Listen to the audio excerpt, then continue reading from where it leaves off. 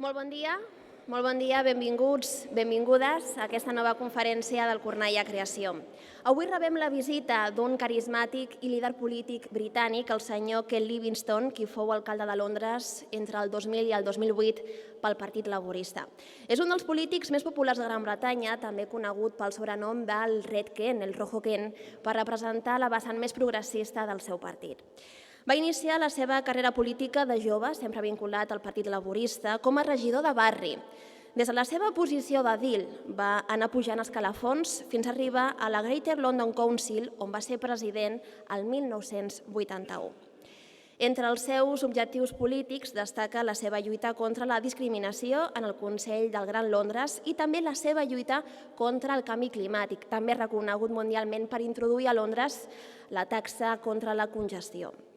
Durant els seus 8 anys d'alcaldia va millorar la mobilitat dels seus habitants i també va intervenir a l'inici del camí del que l'any passat va ser Londres, l'amfitriona dels Jocs Olímpics del 2012. La seva manera de pensar va deixar empremta en temes com la Guerra de les Malvines, i és que el nostre ponent va ser especialment crític contra la política de Margaret Thatcher i també en contra de qualsevol moviment colonialista del seu país. Al deixar l'Ajuntament de Londres va escriure les seves memòries i actualment presideix i participa en fòrums on deixa la seva opinió pública sobre temes d'actualitat. Precisament això és el que farà aquí al Cornellà Creació. Sota el títol "El sector públic i privat treballant plegats per construir-ne el futur", Livingstone centrarà la seva intervenció a la necessitat d'arribar a un equilibri entre la inversió pública i privada com a peça clau per assolir reptes de futur a les nostres ciutats. Després de la seva conferència serà el moment de gaudir d'un bon esmorzar, però ara, sense més preàmbuls, dono la paraula al senyor Livingstone.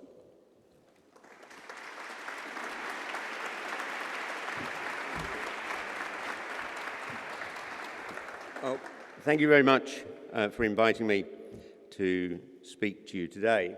It's always a pleasure to come back to Barcelona, and particularly as Barcelona was the city we invoked to justify bidding for the Olympic Games in London, because more than perhaps any other city recently, Barcelona got that real boost in terms of investment and the transformation of a city which we sought to replicate.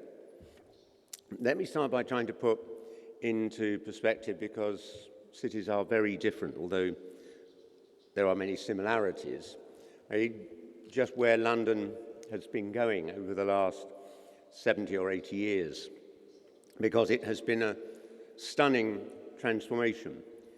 At the start of the Second World War, London had 8.5 million citizens and a strong industrial base, as well as other sectors in the economy.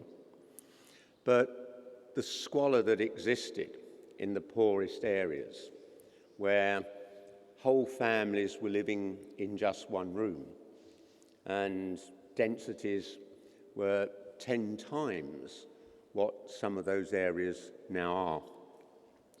And it's not surprising, therefore, that during the Second World War, we had a coalition government.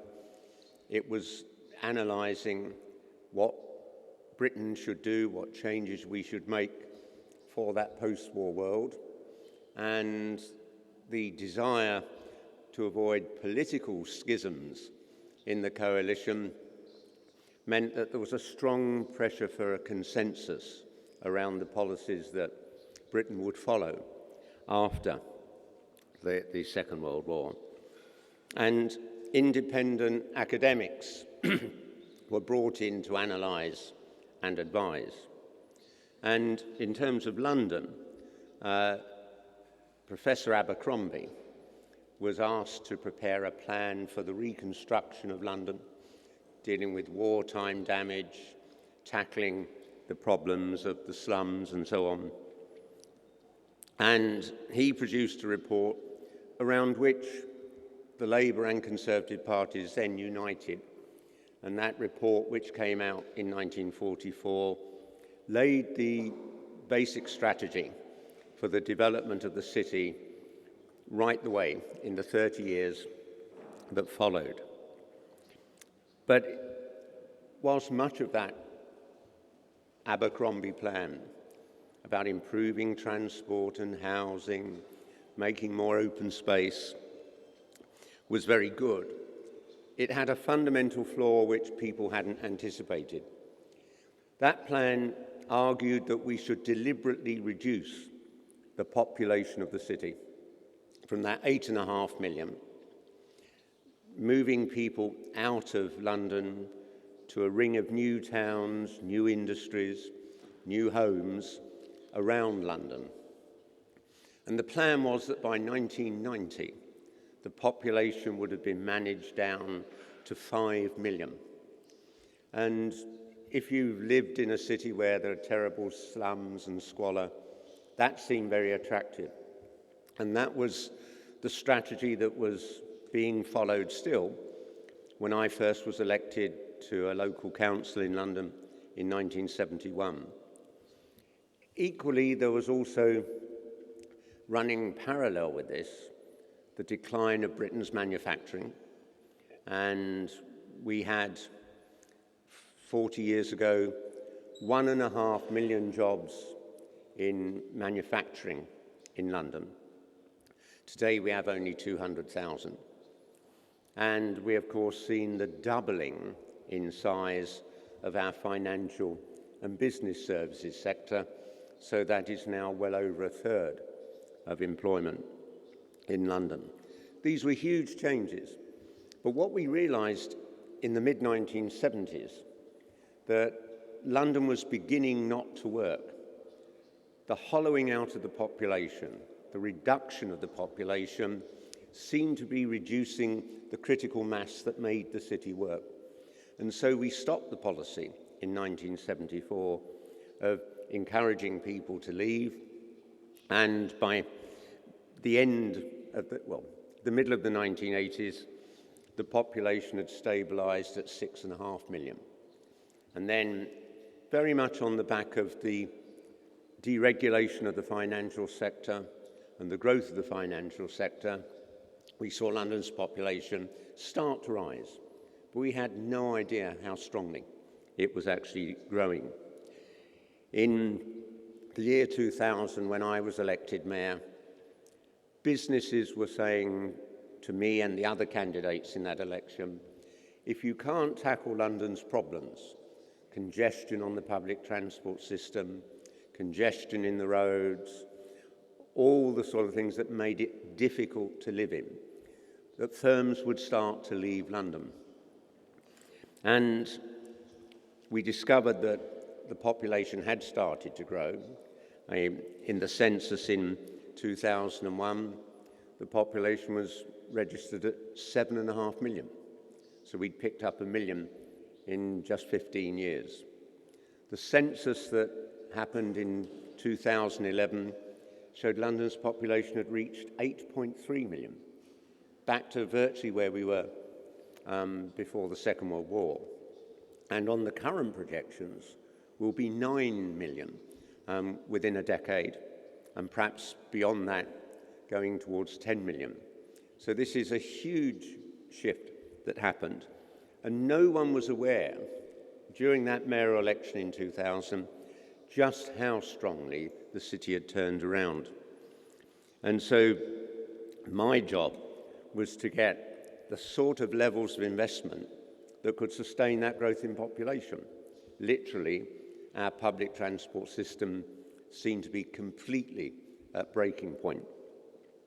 And after in supporting the idea of an Olympic bid, which I didn't support because I wished to bring a lot of sporting events to London, but enabled me to prize out of the government the £8 billion for the regeneration of the Olympic Park in the East End, but also £3 billion for transport investment in the run-up to the opening of the Olympic Games.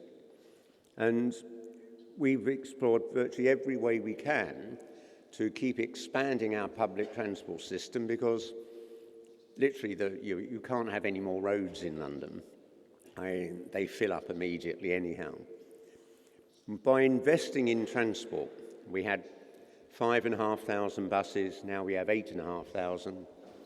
We've simplified the ticketing system so people can get on and off quickly. They don't have to buy a ticket as they get on. All of that made the system unattractive.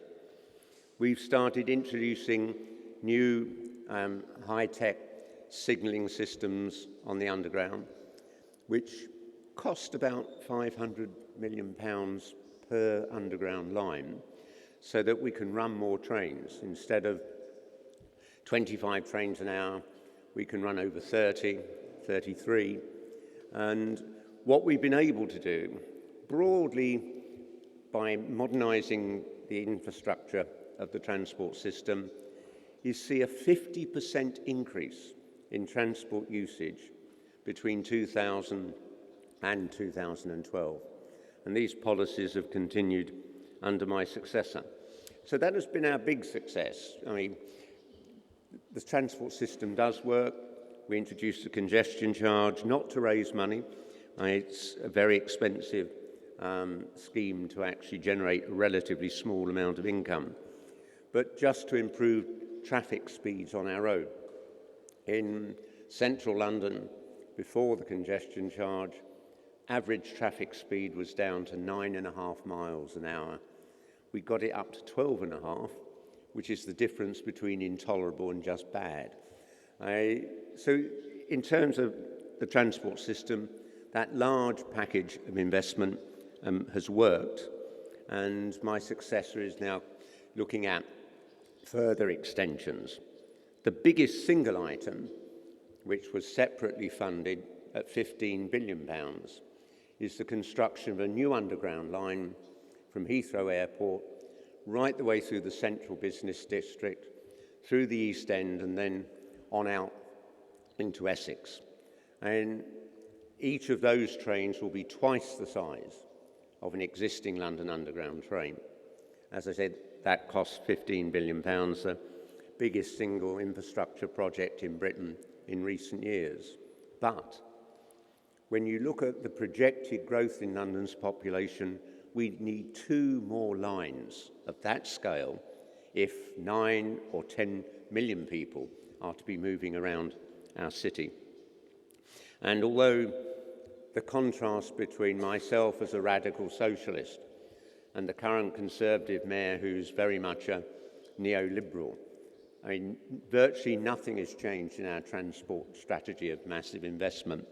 The only disagreement we had around transport was the level of the fares, which are about twice the European average. So everyone has accepted that consensus is there. In the other areas, we haven't had the same degree of consensus or success. Mrs. Thatcher, when she came to power in 1979, decided to stop building municipal housing which people rented, and all her policies were focused on expanding home ownership and the private rented sector. And we now have in Britain something like 2 million families on council waiting lists as that stock goes down. The average price of a home in London, not the top end of the market, but the average price of a home in London is £500,000, which means unless you have someone who can come up with a very substantial deposit, a rich relative, for young Londoners, getting into buying their own home is almost impossible. Half of Londoners earn £25,000 a year or less. But with this growth of population and the failure to build municipal housing, the private rented sector has doubled in size, but the average rent in London for a 2-bedroom flat is £12,000. And after tax, the average take-home pay is about £19,000 or £20,000. So people are spending 2/3 of their income just to pay their rent. And this clearly has now become a major political issue. And the leader of the Labour Party and our Shadow Chancellor, Ed Miliband and Ed Balls, are committing the next Labour government to a massive expansion of house building for rent, so that as you increase the stock, hopefully, prices will decline, certainly in relative terms, even if not in absolute ones. Equally, we haven't, I think, made the progress we should on education.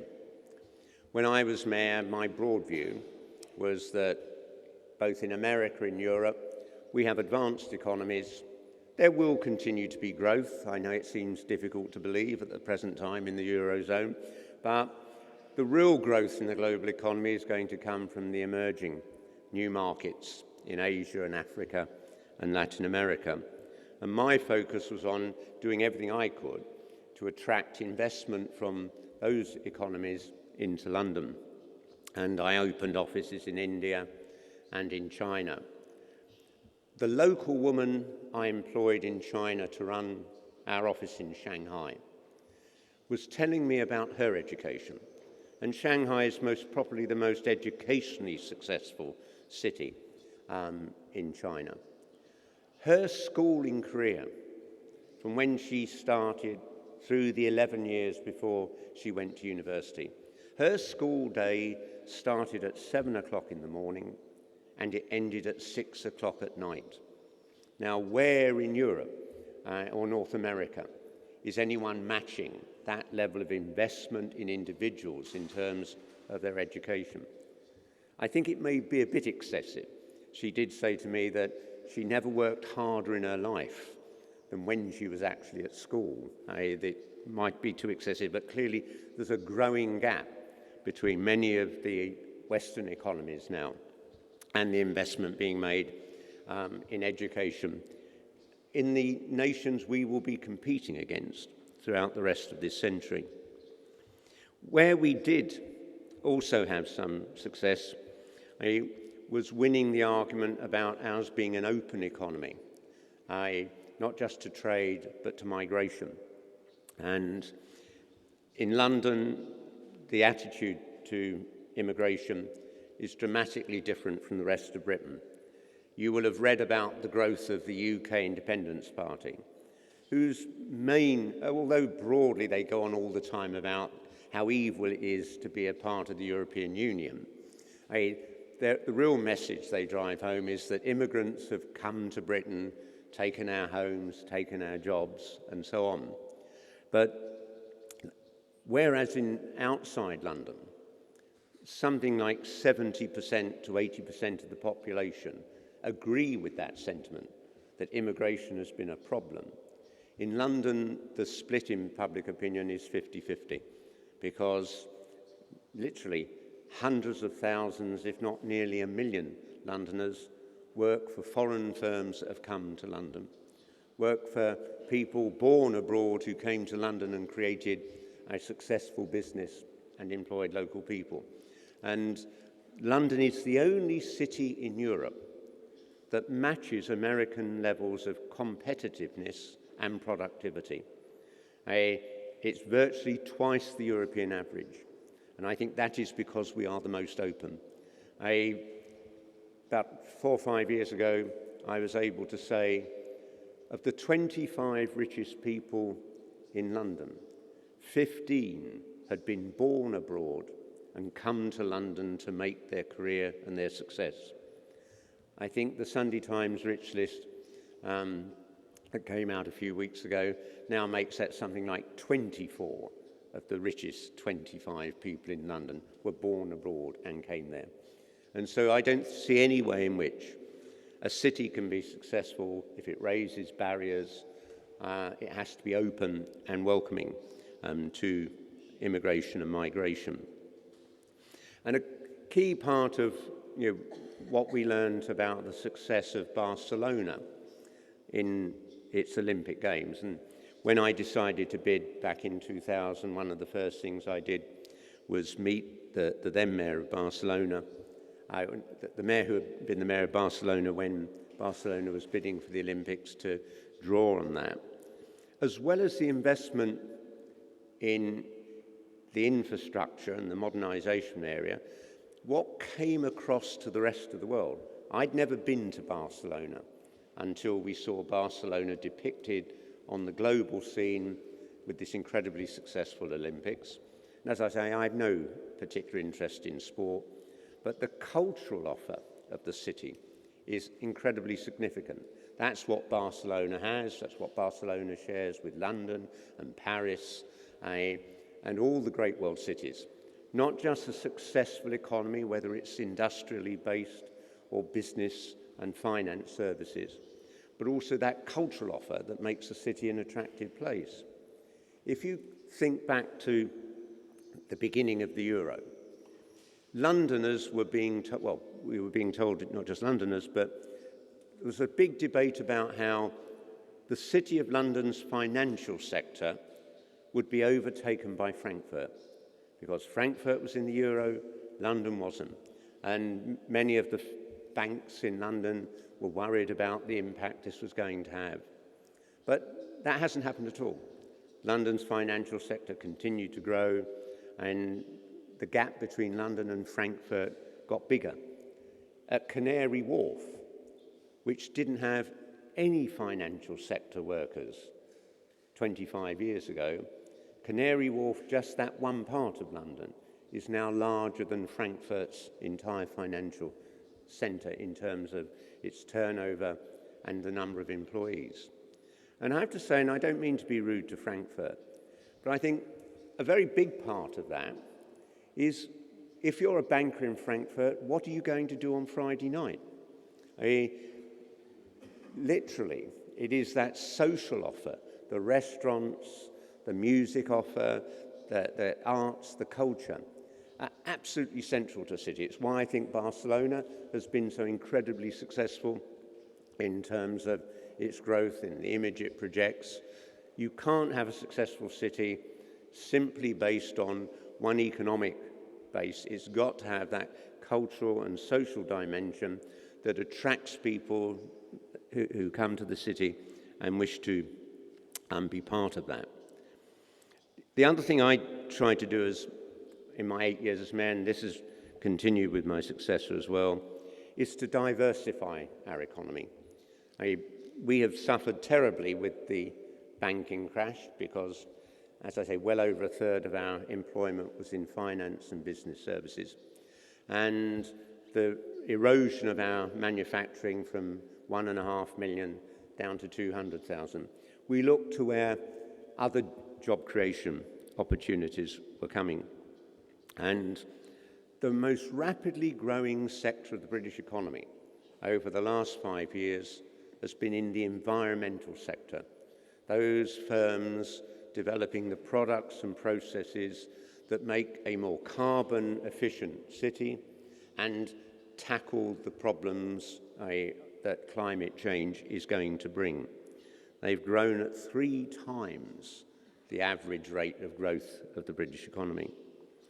Equally, the information technology sector. And here, back in 1983, when I was the leader of the Greater London Council, and the British government under Mrs. Thatcher was debating whether we should get our television programmes via satellite or by a broadband system. It was called fibre optic cable system in those days. And the industry and employment unit that I had at County Hall did a detailed analysis and calculated that if every home and firm and public and private institution in Britain was linked into a broadband system, as well as the jobs you created by installing that, we saw the potential for the creation of 400,000 new jobs by firms that would use that system. Sadly, Mrs. Thatcher was under massive pressure from Rupert Murdoch, who just wanted TV via satellite. We made the wrong choice. Otherwise, we could have been at the front of the development of the broadband system.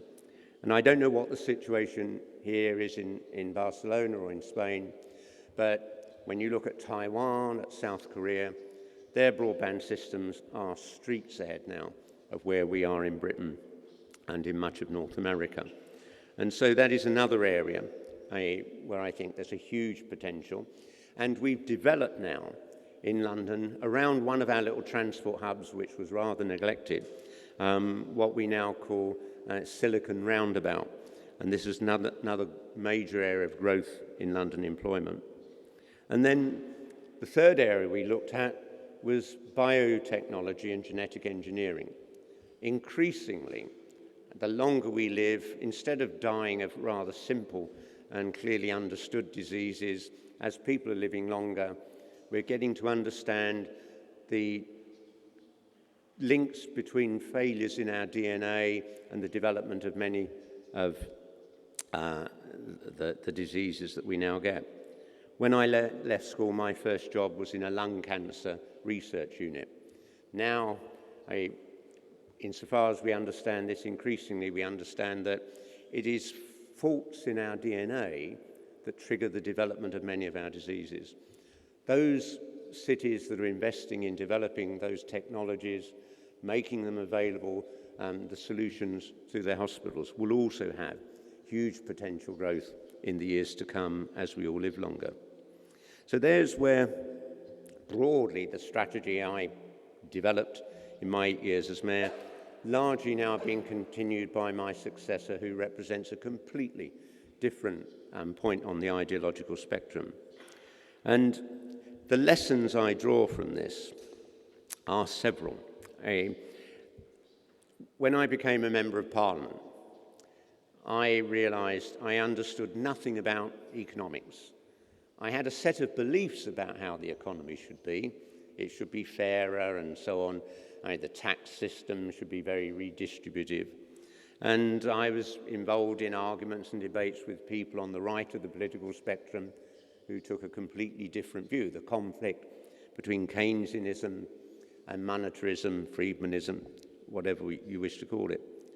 But what struck me about being one of the 650 MPs in the British Parliament was how almost everyone who's elected to Parliament is interested in something else other than the economy. They're interested in human rights abroad, the health service, the environment. Almost everybody who gets elected to our Parliament, I think, works on this something somebody else can actually deal with economic issues. They're much more difficult and complicated. And I spent about 2 years with an economist coming to see me 2 or 3 times a week to explain what was happening in the British economy and the international economy. At the end of the 2 years, I felt I could make a speech with some confidence about the economy. There is no shortcut to this. And what worries me very much is that our politicians, it's almost as though, as I said, my first job after I left school, I spent 4 years in a lung cancer research unit, then 4 years in a leukemia research unit. And I worked with brilliant professors and doctors, and they focused on finding the facts. If we had research data from our cancer experiments that was conflicting, the professor didn't say, well, I prefer that data to that one, we'll publish this, we won't publish that. We went back and bore down into the data to find which was right. In politics, if you bring a conflicting set of data to a politician, they'll choose the bit that fits their preconception and ignore the rest. And that seems to me very much to have underlined the economic debate, not just in Britain, but globally over the last few years, over the last 30 years. And you see this very much in terms of how we generate our investment. I think the level of investment in an economy is not just the most important thing that gets an economy right. I think the level of investment is more important than every other economic factor and policy choice that you face. And if we look at the history of modern capitalism, starting with Britain, Britain enjoyed global domination for 100 years, and we were 2% of the world's population. And that was based on not military success, but actually on that economic growth that was fueled by the fact that back in the late 1700s, the early 1800s, Britain became the first nation in human history to invest 7% of its GDP, a derisory figure by today's standards. America had domination of the 20th century because in that period after its Civil War, its level of investment reached 19%. West Germany led Western Europe out of the disasters of the Second World War, and in West Germany's peak year, 1973, just before the oil crisis, their level of investment reached 25% of their GDP. Japan leapfrogged to being the second largest economy in the world in the late 1960s, and its peak year, it achieved 38% of its GDP going into investment. That's both public and private. China, before the banking crisis, was investing 43% of its GDP. Chinese communist leadership's response to the banking crisis was to tell their bankers to increase the level of lending to firms. Much as politicians all over Europe have been urging their banks to do. Oddly enough, in China, the bankers seem more responsive to the pressures of government, and their level of investment has now increased to 46% of GDP. In Britain, our best year was also like West Germany in 1973. We got to 20% of our GDP going into investment. Since the economic crisis, we have slumped down to 14%. That, I believe, locks us into further relative economic decline with the emerging economies. Now, the balance between public and private in investment is always going to be overwhelmingly the private sector. But until the election of Mrs. Thatcher and the election of Ronald Reagan, Britain and America, under right-wing and left-wing governments, under President Eisenhower or the post-war Labour government, right the way through that 30-year period after the war, the state in America and in Britain was investing just over 5% of GDP as public sector investment, both in housing, in transport infrastructure, and so on. Mrs. Thatcher cut that to 1%. Ronald Reagan cut it to 3%. And I think that locked us into further decline. We've had this debate, and it dominated much of our politics during Tony Blair's administration. Tony Blair and Gordon Brown, their governments created incredibly elaborate schemes to get the private sector to fill the gap that had been left by the collapse of public sector investment. Incredibly complicated 30-year contracts to build a hospital or to modernise the London Underground. That was the biggest of all of them. It collapsed within 2.5 years. Imagine trying to create a contract for the modernisation of a 130-year-old underground system. And the contracts are 2 million words long, the equivalent of 2 4-drawer filing cabinets.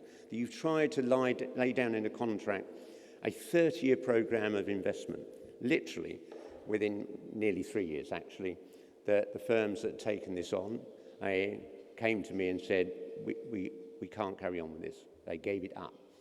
And I do think it's a mistake for politicians to assume that they can find a way for the private sector to start doing the sort of public sector investment which was central to all the great growth of the modern capitalist economies.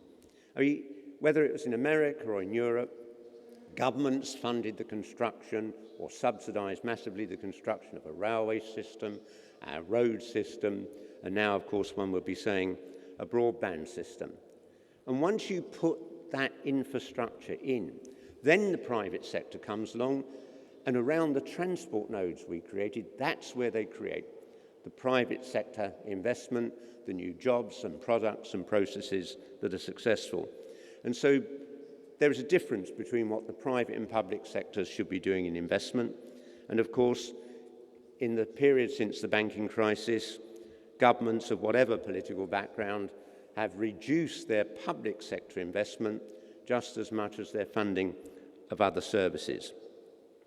So, and this is the point I really conclude on. if we're to be successful as cities or as nations, we need to understand actually how things work. And as I said earlier, it seems to me that certainly amongst politicians, there's almost a religious rather than a scientific approach to economic theory. Politicians in their teens seem to get a world view about what is morally right and wrong, how things should be run, and spend the rest of their political careers trying to bend reality to fit their preconceived notions. It doesn't work. And it doesn't work whether it's a left-wing government or a right-wing government. You have to analyse what the data is actually showing you. And therefore, we're at a very good point in time now with the huge debate about how we come out of this long period of very slow growth, how we respond to the emerging economies in Asia and Africa and Latin America, to look back at the last 70 years and see what has worked and what hasn't worked. In Britain and America, the two most venerated politicians of recent years are Margaret Thatcher and Ronald Reagan.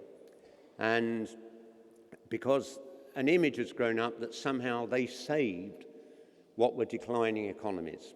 They unleashed entrepreneurial dynamism.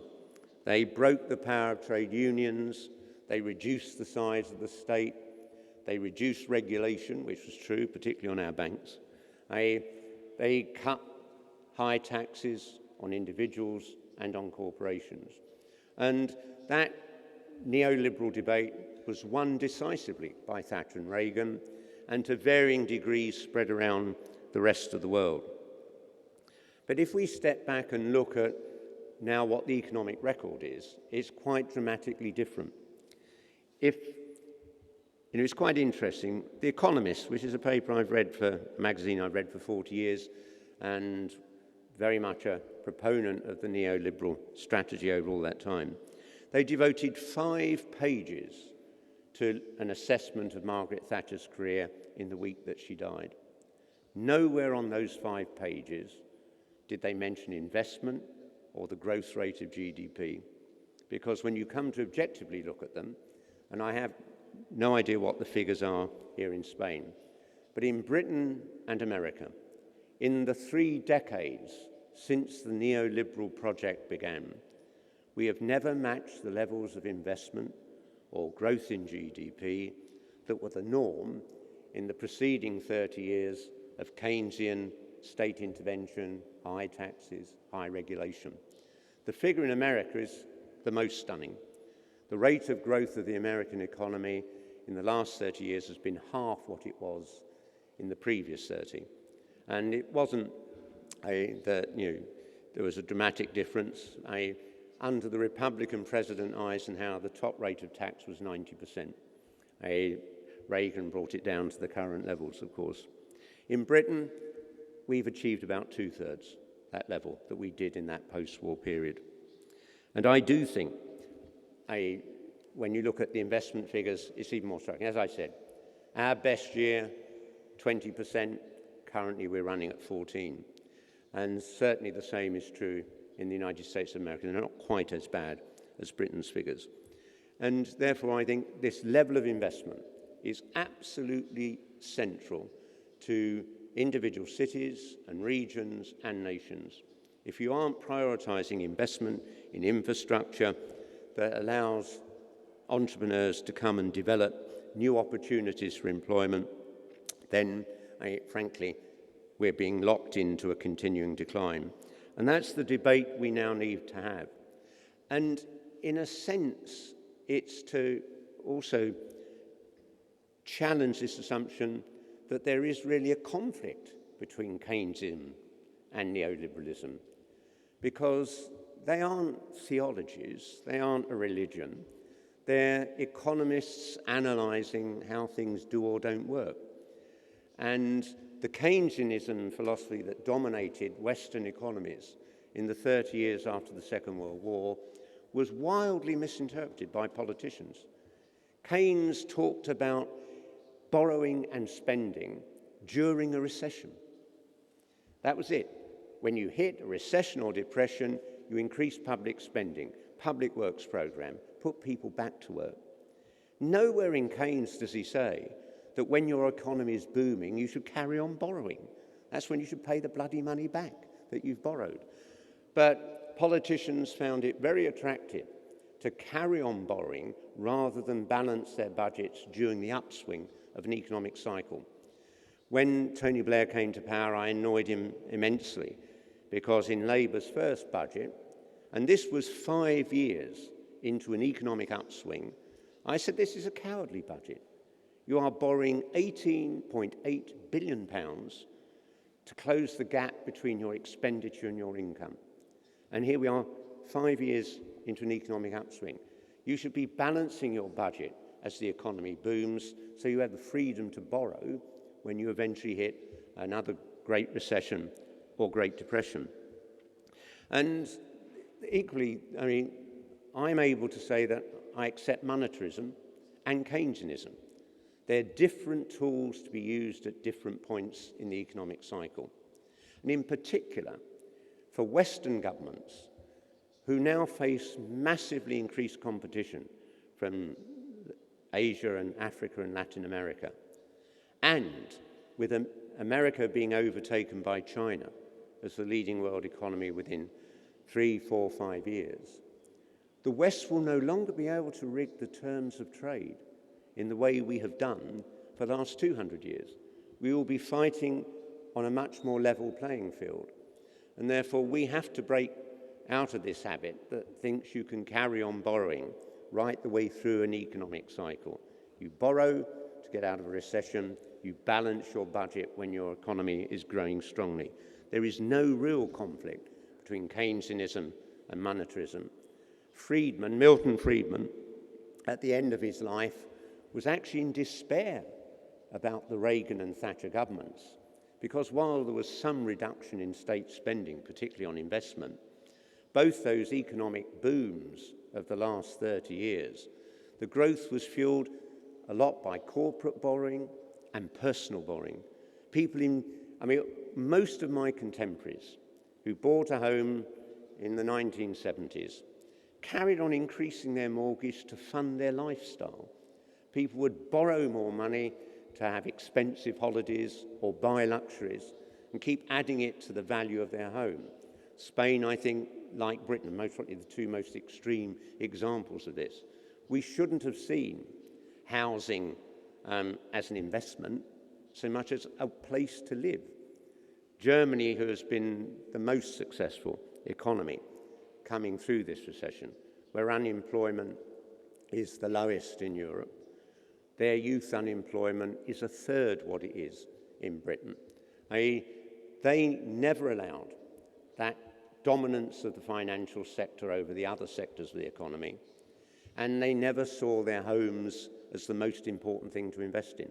They continue to invest still today, investing more than Britain is. And so getting that balance right, I think, is crucial. And therefore, it requires politicians to start to be honest about the lessons that we need to learn out of the two major phases of our post-war period, that 30 years after the war and the 30 years since, and actually draw the right conclusions. That at a downswing, you borrow, you create massive public sector works, as Roosevelt did in the 1930s. We need to remember when the economy is booming, you pay off your debts. The failure to do that is what is locking Europe into this incredibly painful period. And we need to have the courage to be honest with people as we come out of that. And I do believe that cities most probably are better able to manage that transition, because it's the cities and the regions that are able to do the investment that lays the foundation for real growth in our economy. Thank you very much.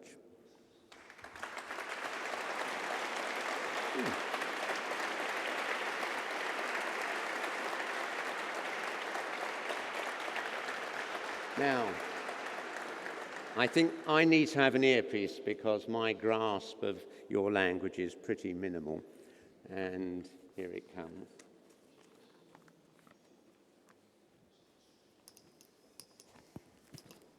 Perdón por el retraso, pero la sala es un poquito más complicada que la anterior.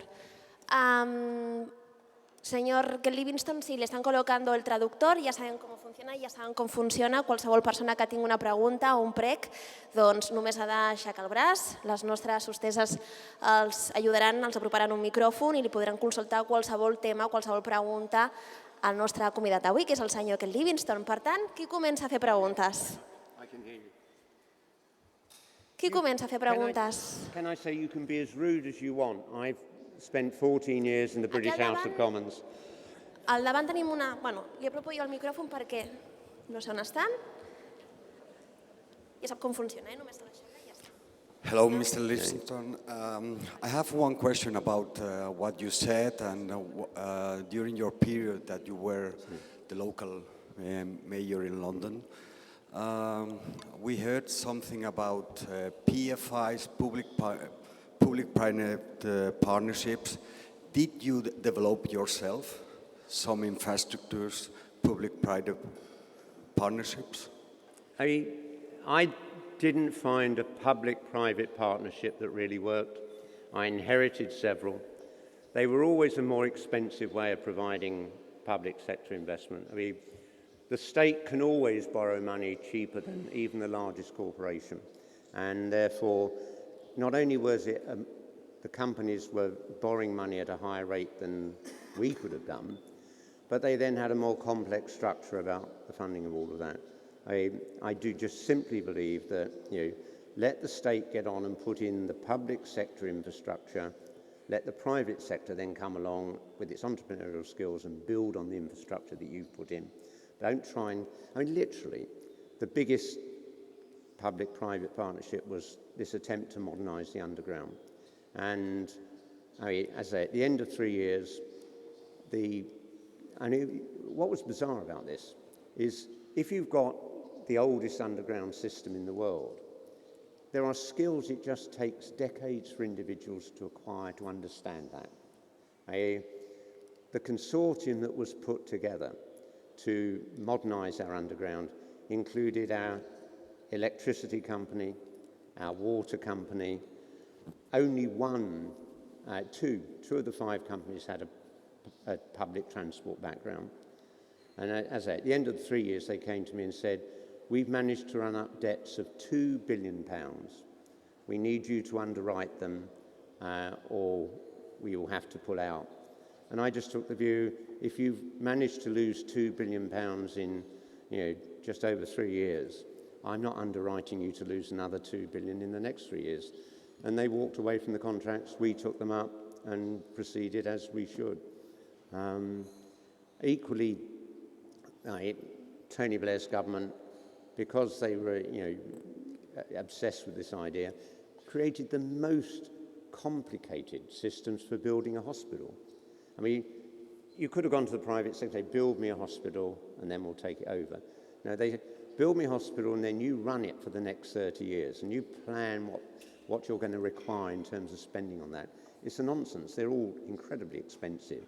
And you've now got hospital managers reducing the provision of operations in order to actually be able to fund the debt burden of this very complicated contract. No, I haven't found one that works, I'm afraid.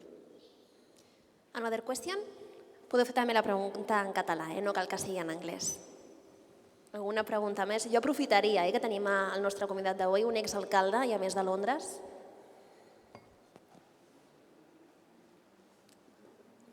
One at the back there. Okay. Ha hablado usted que es un socialista radical. ¿Qué opinión le merece a usted los socialistas europeos y su aportación a la crisis? I don't make a distinction. I think politicians generally, in almost every country, hope someone else will deal with the economy while they get on spending money or invading other countries or whatever it is that politicians want to do. I remember, as I had this 2 years in which very good economists saw me 2 or 3 times a week explain what's happening. So it was very much focused not on theory, but what was actually working or not working at the time. At the end of that period, we started producing a bulletin, Socialist Economic Bulletin, broadly coming to the conclusion, which I've been going on at great length about, that investment was the single most important factor. And this was read by quite a lot of people, I mean, mainly on the left. And we would call public meetings to discuss it. A few dozen people would turn up. I called an open meeting in the House of Commons, 650 MPs, to discuss this economic strategy. One turned up. I don't think that's because they don't like me personally. I think it's basically economic policy is something politicians leave to someone else. If you've come from the left, if you're a socialist, you have a general preconception about, fairer tax system, good public services, in the same way that Mrs. Thatcher and Ronald Reagan had one about if you can smash the trade unions, our economy will dramatically improve. I think all of this is wrong. My approach to economics has been my approach to everything in my life. It was what I was taught in that 8 years as a cancer technician. You focus on the facts. You find out what the truth is. I'm afraid that isn't the basis on which most politicians operate, whether they're left or right. If I was a Spanish politician, I would be arguing we should leave the euro. I don't see any prospect of Italy or Spain or Greece getting back to good, sustained, long-term growth whilst being trapped in the euro. And if you look at the United States of America, they only introduced the dollar after 100 years, after their Civil War. Before that, each of the individual states had their own currency. They only had a common currency, and they were one nation.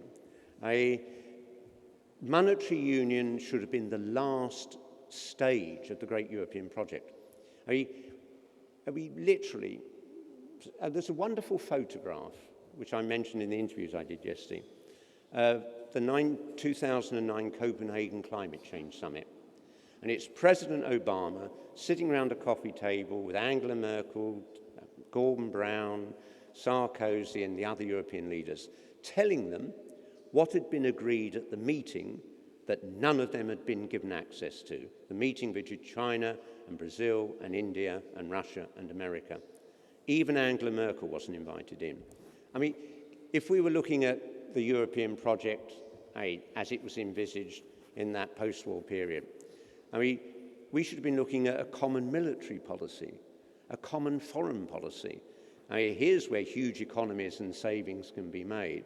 But no, if you go back, Mitterrand and Kohl, both were quite honest. They said, we'll introduce a common currency.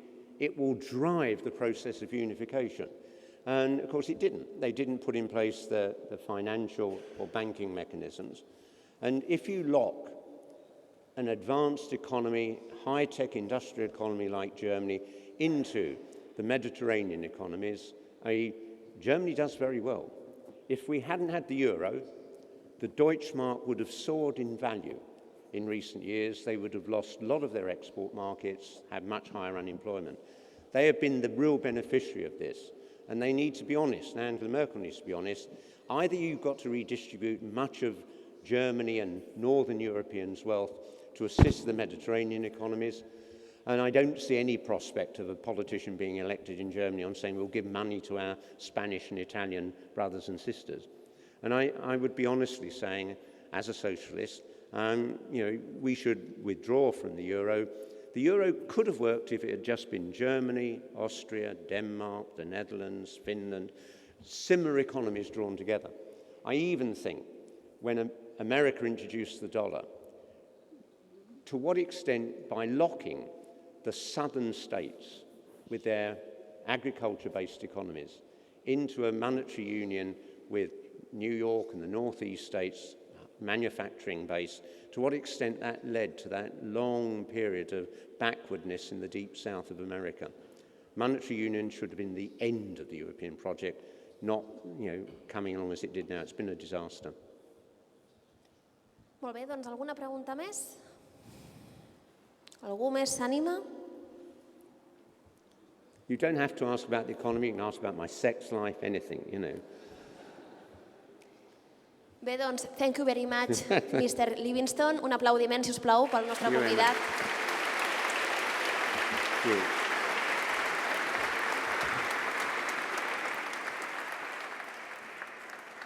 Bé, doncs, vostès ja saben, gràcies per la seva atenció, ja saben també que tota l'actualitat, els detalls, les fotografies d'aquesta conferència la poden consultar ja en aquests moments a les nostres xarxes socials, Facebook o Twitter, que porten el nostre nom. També els recordo que la propera cita és el 4 d'octubre, ja després de l'estiu, en aquest cas amb un face-to-face entre el fotògraf italià Oliviero Toscani i ja el molt conegut per nosaltres, el senyor publicitari Lluís Bassat. Gràcies per la seva atenció i ara sí, poden gaudir del nostre esmorzar. Gràcies.